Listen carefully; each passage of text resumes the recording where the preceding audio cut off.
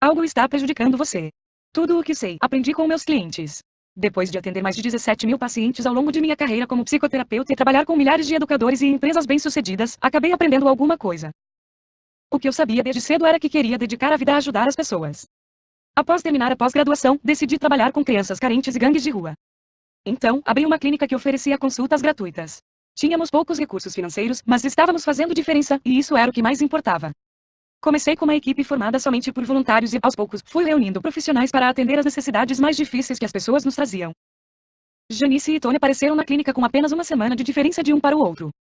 Eram adolescentes adoráveis com muito em comum, ambos vinham de famílias problemáticas com casos de alcoolismo, cresceram lutando para sobreviver dia a dia e começavam a seguir o mesmo caminho dos familiares.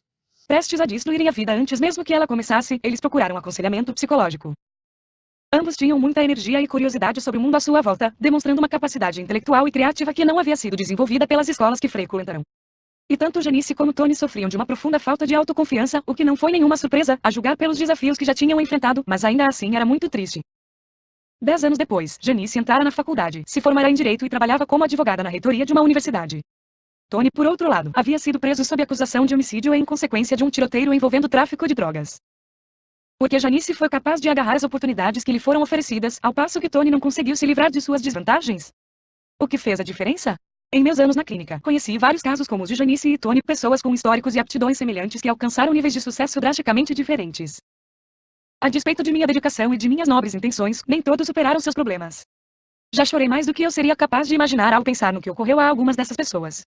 Muitos jovens foram assassinados durante o primeiro ano da clínica. Todas as mortes envolviam drogas, e cada história repetia os mesmos tipos de problemas. Ainda assim, muitas crianças atendidas na clínica tinham enorme potencial. Várias foram capazes de alcançar feitos incríveis, porém outras não conheceram nada além de luta e decepção.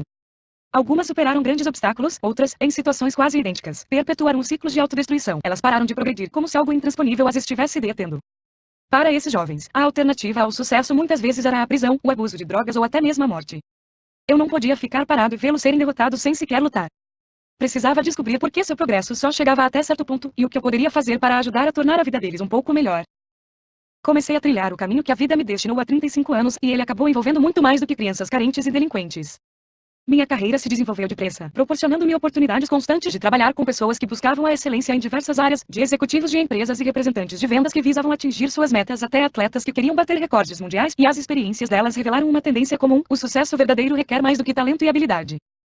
O que é o sucesso verdadeiro? É muito mais do que ganhar dinheiro ou chegar ao topo. Tem a ver com se tornar tudo o que você é capaz de ser: um ótimo filho, pai, chefe ou funcionário. É ser gentil e prestativo, ter a iniciativa de tornar o mundo um lugar melhor.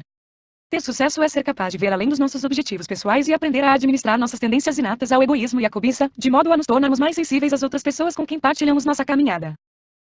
O sucesso verdadeiro é ser reconhecido como alguém que melhora a vida daqueles a quem toca, o que também significa buscar tocar mais pessoas, pois no fundo você sabe que faz diferença. Muitas pessoas são apenas uma fração daquilo que poderiam ser, alcançando muito menos do que seu potencial.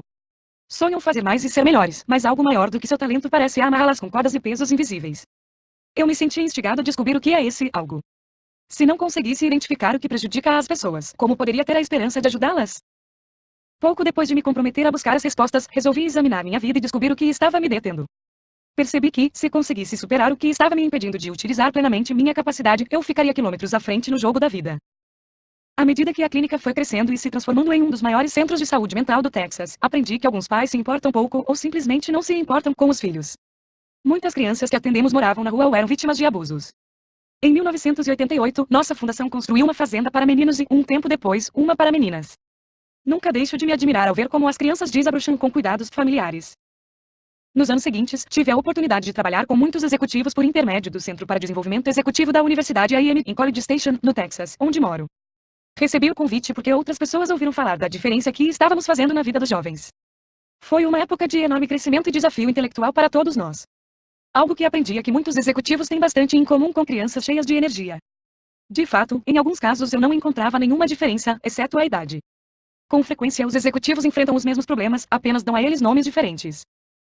A busca da excelência. Enquanto isso, meus 2 filhos estavam crescendo e eu queria que eles também se saíssem bem. Certa noite, eles começaram a discutir e, de repente, estavam gritando um com o outro. Quando cobrei explicações, um deles disse: "Ele não está fazendo o que eu o mandei fazer." Aí está. Era o mesmo que eu havia ouvido da boca de um executivo naquela mesma manhã: "Você não está fazendo o que eu mandei." antes que ele começasse a gritar com os funcionários. A falta de autocontrole não deu certo para Matthew e Mika, assim como não funcionou para o executivo, que logo percebeu que estava à beira de uma inesperada crise profissional. Ao chamar a atenção dos meus filhos para essa questão, eu queria evitar que eles tivessem esse mesmo comportamento aos 40 anos. Como pai, eu queria que alcançassem seu máximo potencial e tivessem o melhor desempenho possível, não só profissionalmente, mas na vida. Eu queria cultivar a excelência em meus filhos. Hoje, Matthew e Mika são sócios em uma empresa bem-sucedida que adquiriram juntos. Durante muitos anos, dei palestras para formandos da AIM. Normalmente, minha apresentação começava com uma pergunta. Por que vocês estão aqui? A resposta era um auditório repleto de rostos inexpressivos, até que, invariavelmente, uma voz solitária entrava no jogo. Você diz aqui na AIM, aqui no auditório ou aqui na Terra? Aqui. Para conseguir um diploma. Por que você quer um diploma? Para arranjar um emprego. Por que você quer um emprego? Para comprar um carro. Bom, deixe-me ver se estou entendendo. Você passou 4 anos na universidade e gastou 100 milhares de dólares só para conseguir comprar um carro. É isso mesmo? Sob essa ótica, o investimento não parecia muito sensato. É claro que as perguntas seguintes eram para valer. Para que vocês estão aqui? Quais são seus dons e talentos? Quais são seus sonhos? Por que se concentram em ter um carro, não em alcançar um ideal? O que aconteceria se aproveitassem a vida ao máximo? O que vocês poderiam se tornar se identificassem seus pontos mais fortes e eliminassem suas piores limitações? Essa última pergunta, meu amigo, é a pergunta da sua vida. Há muitos anos, aprendi que não importava quantas horas eu investisse ou quanto trabalhasse, não conseguia tirar muito mais proveito dos meus esforços. Eu dava o máximo de mim para ser melhor, mas continuava no mesmo lugar. Meus clientes e pacientes estavam presos a comportamentos e formas de pensar que eu acreditava que seriam capazes de mudar, se ao menos os reconhecessem e percebessem o dano que lhes causavam. Eles tinham talento e capacidade, mas permitiam que suas atitudes e ações os impedissem de empregá-los. Eu percebia também que determinados comportamentos estavam impedindo que eu atingisse meu pleno potencial. Reconheci as semelhanças entre mim e outras pessoas que lutavam contra suas limitações. O maratonista que alcançava grandes velocidades mas não tinha resistência mental. O promissor executivo júnior que era submisso demais para assumir o comando. A talentosa estudante cuja autocrítica exagerada a impedia de perceber seu real valor. Meu objetivo era identificar os obstáculos que estavam em nosso caminho e desenvolver técnicas para superá-los. Descobri que a maioria dos comportamentos limitadores tem em sua origem causas específicas e mensuráveis. Comecei a elaborar estratégias para libertar as pessoas dessas limitações. Tais estratégias acabaram se transformando na superação das limitações pessoais, o programa simples que utilizei para ajudar milhares de pessoas das mais diversas áreas profissionais e posições sociais. Compreendendo os segredos do sucesso pessoal. Voltemos às histórias de Janice e Tony, os adolescentes que chegaram à clínica com desafios semelhantes. Junto aos psicólogos, ambos apresentaram o que acabamos reconhecendo como sintomas de baixa autoconfiança, tais como dificuldade de ter iniciativa e de tomar decisões, além de períodos de dúvidas paralisantes. Contudo, havia uma grande diferença. Tony também demonstrava uma falta de autocontrole que, por estar associada à raiva, causava um impacto profundamente destrutivo. No caso dele, as consequências foram devastadoras. Impulsivo demais para controlar a agressividade, Tony se envolveu com traficantes de drogas e foi parar na cadeia. Janice, por outro lado, teve autocontrole suficiente para seguir um plano de ação. Cumprindo as etapas traçadas pelo psicólogo para desenvolver a confiança, ela se uniu a um grupo de jovens dispostos a apoiá-la e a compartilhar o dia a dia com ela. Aprendeu que não era a única que tinha problemas e que sua vulnerabilidade acabava fortalecendo-a. À medida que colocava em prática métodos simples para aumentar a autoestima, como fazer contato visual, apoiar os outros e tentar relaxar e sorrir mais, sua autoconfiança aumentou. Ela reconheceu que seu comportamento estava comprometendo seu potencial e prometeu batalhar pelo futuro mais brilhante que agora sentia que merecia. Com a recuperação da autoconfiança, os talentos naturais de Janice finalmente puderam desabrochar. Nas palavras dela, comecei a sentir o gostinho do sucesso e a querer mais. 2 caminhos opostos. A superação das limitações pessoais foi elaborada de modo a nos permitir tirar proveito do sucesso que nossos comportamentos autossabotadores têm nos impedido de alcançar. Nossas limitações só nos definem se permitirmos. Quando as ignoramos, deixamos que elas nos impeçam de progredir, porém, quando as identificamos e buscamos superá-las, aumentamos drasticamente nossas chances de sucesso. Daniel era um jovem executivo bem-sucedido, mas com pouca aptidão para incentivar os demais. Na mesma época que comecei a trabalhar com ele, fui contratado para prestar consultoria a uma organização filantrópica administrada por um jovem muito dinâmico chamado Peter. Curiosamente, ambos demonstravam pontos fortes e limitações muito semelhantes. Embora Peter dirigisse uma instituição filantrópica, não se sentia muito motivado a incentivar outras pessoas. Entretanto, o modo como os dois encararam as limitações pessoais não poderia ter sido mais diferente. Quando me reúne com cada um deles em particular, Daniel e Peter tiveram a mesma reação, argumentaram que seus problemas não tinham tanta importância, caso contrário, não seriam tão bem-sucedidos. Em resposta, perguntei a cada um o que pensava que aconteceria se eu chamasse às reuniões sua esposa ou os funcionários com quem tinham mais contato. Eles concordariam comigo. O que diriam? Daniel foi rápido, acho que eles diriam o que eu lhes pedisse, respondeu rindo. Já Peter ficou mudo. Enquanto ele imaginava a cena, observei que lágrimas se formavam em seus olhos. Minha nossa, disse ele por fim, sofrendo com a percepção desagradável que os outros tinham dele. Peter me encarou e falou, eu vou mudar.